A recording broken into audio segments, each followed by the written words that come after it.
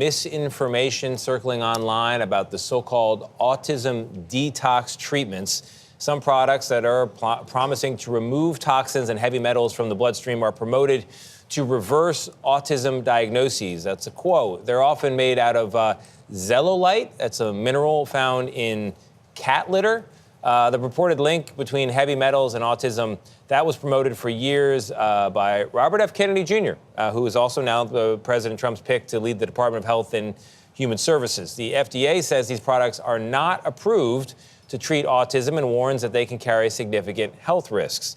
Joining us now is Dr. Alycia Halladay, Chief Science Officer at the Autism Science Foundation. Alycia, thank you very much for being here. Thank you. I have so much sympathy for parents who want to come up with some sort of fix or cure or solution to something that's bothering them or bothering their child, but this is not the path, it sounds like.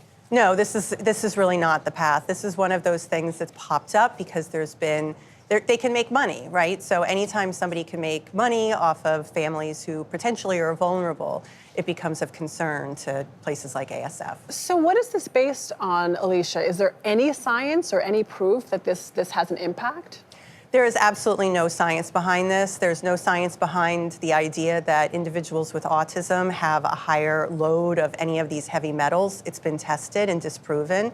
There's no reason for parents to use these artificial detoxes like zeolite minerals. In fact, you mentioned it was in cat litter, so people should be very concerned. Is there no, don't these have to be FDA approved or something? Or they don't have to be FDA approved. However, the FDA has written warning letters to several of these companies because they're making unfounded claims. There's no evidence that they treat things like cancer or asthma or autism or some of the conditions that they claim to treat. So it sounds like you're not going to get better necessarily. It's not, but are you hurt yourself? I mean, are there risks in taking these medications? I mean, why not give it a shot, I guess is what I'm asking. Yeah, I guess that's one way to look at it, except they can be quite expensive. They rely on no science whatsoever.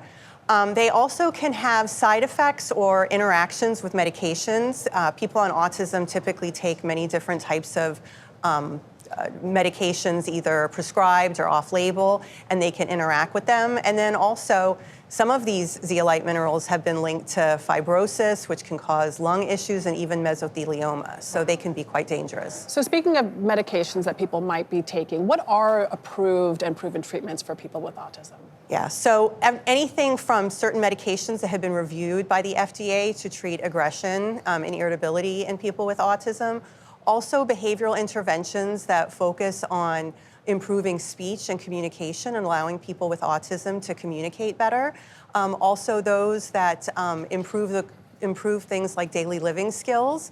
And these could be behavioral interventions, occupational therapy, speech therapy, many of them that are endorsed by behavioral groups and autism groups. All right, Alycia Halladay, thank you so much. Dr. Alycia Halladay, Yes. I should say. Appreciate you being here. Thank you.